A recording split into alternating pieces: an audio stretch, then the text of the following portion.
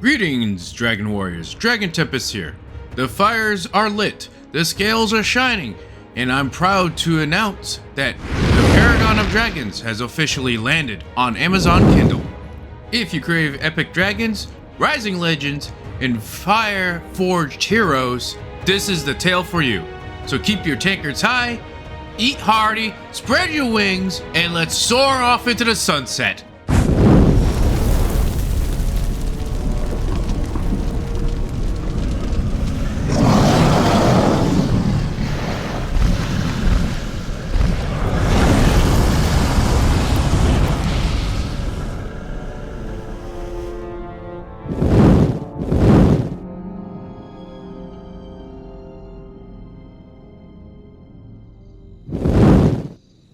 As the regiment stationed outside the city of Dionysus settled down to their evening meal of soup and stew, Captain Magnus and Acromia took to their turn watching the perimeter of the camp. Across the siege lines, large watchfires and cooking fires continued to burn into the early evening hours. Dionysus itself had become uncharacteristically quiet, since the demon hordes, Archibald's personal guard, the warmongering Dread Knights had taken residence within its walls. No sign of the city's citizens had been seen. Many of the soldiers had begun to fear the worst, that the people of Dionysus had all been massacred. I'm sure you've heard the predominant rumor as of late, Captain. Acromia comments as she lowers the hood of her cloak, revealing her flowing red hair. Indeed, Acromia, Magnus replies, stroking his dark beard. I find it troubling. But after several weeks of siege, I believe we should prepare ourselves for the worst. Once we breach the city walls. As the two officers continue their discussion, a scout suddenly shouts from further down the line. There's something unusual up on the ramparts, Captain.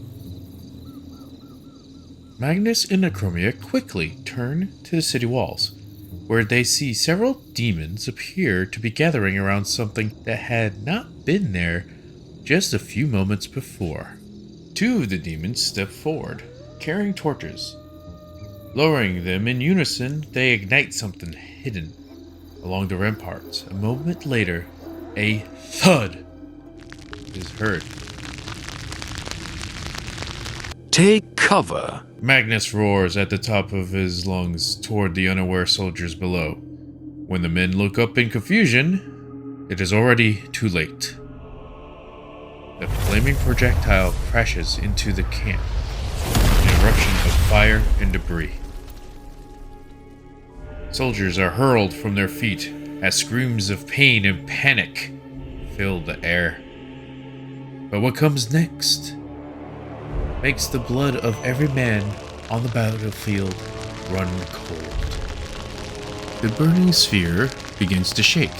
It rattles, cracks, and a terrible, beastly howl erupts from within.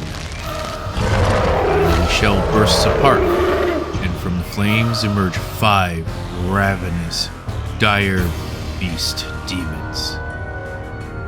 The creatures immediately begin tearing through the soldiers around them, shredding flesh and steel alike with claw and fang. Moments later, more flaming projectiles begin soaring across the now darkened sky. One after another, they crash into the siege lines, split apart, and unleash more howling, dire beasts into the chaos below. Men scramble to steady themselves amidst the chaos.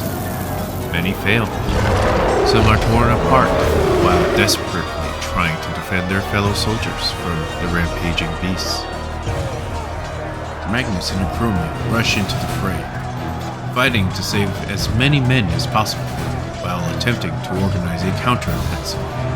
Acromia casts spell after spell into the horde, but her heart sinks as she realizes most of her magic has little effect against the creatures. Only her frost spells seem capable of slowing them. Magic she was far less proficient. Magnus fares a little better. His Paragon dragon magic is rooted in fire, and because of that, the dire beasts appear nearly immune to his flames, but not against his melee attacks. For nearly an hour, the battlefield descends into brutal chaos, as steel clashes against claw and fang beneath the burning glow of the siege camp. Eventually, despite heavy losses, the soldiers begin to gain the upper hand. The final dire beast is finally brought down beneath a storm of blades and magic. Exhausted but determined, Magnus and Acromia begin reforming the battered ranks, preparing to launch an assault against the city. Just as the battered soldiers begin their advance toward the gates of Dionysus, the gates suddenly burst open. A harrowing wail echoes across the battlefield as the Dread Knights charge forth atop their blazing fire horses, their battle cries cutting through the night. Behind them roll massive mechanical siege engines, unlike anything the soldiers have ever seen before. Their gears roar and whirl as they advance across the battlefield. The two forces collide in a violent clash of steel, fire, and blood.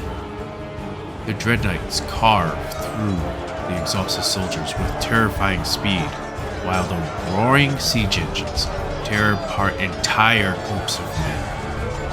Amidst the chaos, Magnus rushes to the aid of the scout from earlier, who now lies wounded with a broken leg beside the corpse of a fallen Dread Knight he managed to slay. Magnus lowers his head for a brief moment to contemplate his decision, then raises it again with a grim determination. Though the order pains him deeply, he knows there is no other choice. Fall back. Magnus roars across the battlefield. Fall back to the forward outposts. Within the forest, we can no longer hold the line.